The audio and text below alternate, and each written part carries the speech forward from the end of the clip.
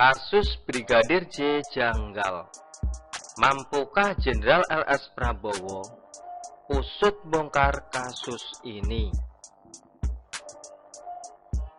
Ada banyak tes yang ketat untuk bisa menjadi aparat kepolisian, sehat rohani dan fisik.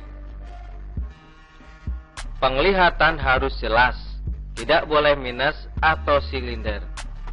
Tes psikologi yang juga terasa sulit. Dan kalau sudah melalui serangkaian tes itu, juga harus melalui metode pendidikan khusus dengan disiplin yang tinggi. Dan jiwa-jiwa yang tidak disiplin pasti sulit lolos masuk anggota kepolisian. Sehingga ada banyak pengorbanan yang dikerahkan untuk bisa menjadi anggota kepolisian negara. Dan itu suatu kebanggaan bagi orang tua yang anak-anaknya bisa lolos masuk kepolisian. Namun, ketika misalnya si anak yang sedang menjalankan tugas yang jauh dan pulang tinggal nama, ataupun misalnya pulang tinggal mayat, betapa teririsnya hati sang orang tua itu. Seolah-olah apa yang telah dikorbankan dan diusahakannya selama ini adalah sia-sia. Sudah banyak tangis yang kita saksikan dari para orang tua yang anak-anaknya gugur dalam menjalankan tugas. Tapi itulah pengabdian. Banyak yang harus dikorbankan. Dan hal ini sangat dipahami oleh mereka yang berjiwa besar, yang paham akan arti bela negara dan arti sebagai manusia sejati.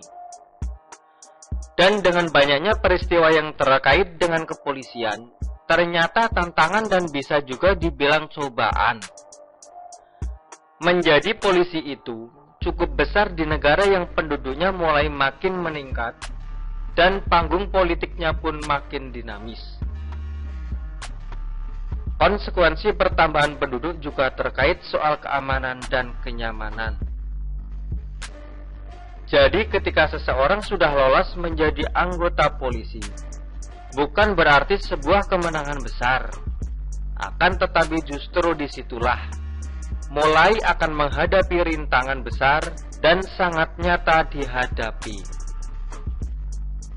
Menumpas penjahat sebenarnya tidak sulit bagi kepolisian yang sudah sangat maju teknologinya, baik itu persenjataan maupun perangkat siber yang sekarang sudah semakin canggih juga. Namun hal tersulit yang dialami adalah melawan ego atau diri sendiri. Apalagi ada aroma politis yang melingkupi suatu kasus. Maka disinilah kesulitan yang harus dihadapi. Ekstra hati-hati. Ada kontok-kontokan dan adu licik bisa bermain. Namun perlu diingat jika bahwa anggota kepolisian bukanlah Superman.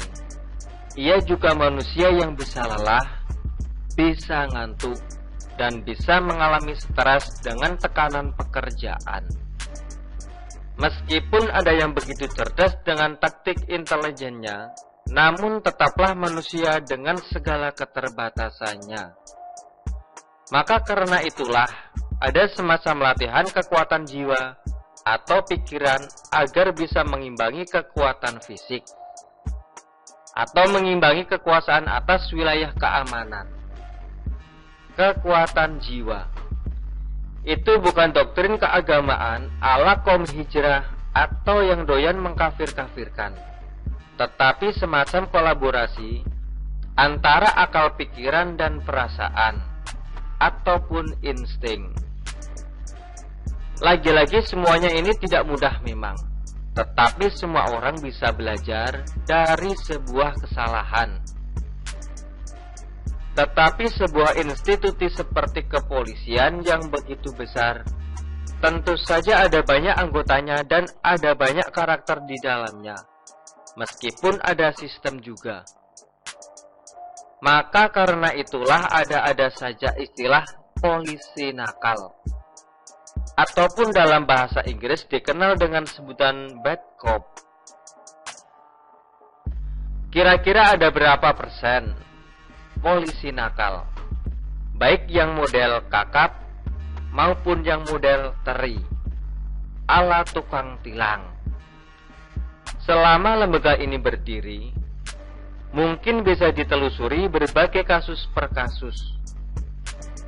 Namun bagaimanapun, kepolisian adalah milik masyarakat. Maka harus kokoh berdiri dan mengayomi, dan berusaha sepresisi mungkin dalam menyelesaikan kasus-kasus. Seperti misalnya, kasus baku tembak sesama anggota kepolisian tentu sangat disayangkan kenapa bisa terjadi. Dan yang paling disayangkan juga, kenapa kabar yang beredar tidak begitu jelas. Masyarakat seperti dibuat mempersepsi sendiri-sendiri. Banyak yang menilai bahwa kabar yang telah disampaikan penuh kejanggalan. Masyarakat penasaran, seolah-olah sedang menanti kelanjutan sinetron yang semakin mendebarkan. Bahkan kasus ini terjadi di hari Jumat, namun baru diumumkan di hari Senin, dan itu pun dikabarkan setelah keluarga Brigadir J buka suara. Era informasi yang tampaknya sulit menyembunyikan banyak hal. Berbeda halnya jika ada kasus terjadi di zaman Orde Baru. Ini bahkan sampai sekarang sulit diungkap. Sekarang sudah sangat berbeda. Jadi, semoga Kapolri Jenderal Listio Sigit Prabowo yang telah membentuk tim khusus jenderal-jenderal untuk usut bongkar kasus Brigadir J yang tewas ditembak di rumah Kadif Propam Irjen Verdi Sambo segera menemukan kejelasannya. Apapun itu ceritanya atau kisahnya harus dibeberkan. Semoga tidak ada yang ditutup-tutupi. Dan semoga dengan kejadian ini, lembaga kepolisian terus berbenah dan menguatkan jiwa-jiwa para anggotanya yang hidup matinya demi negara, demi menegakkan keadilan.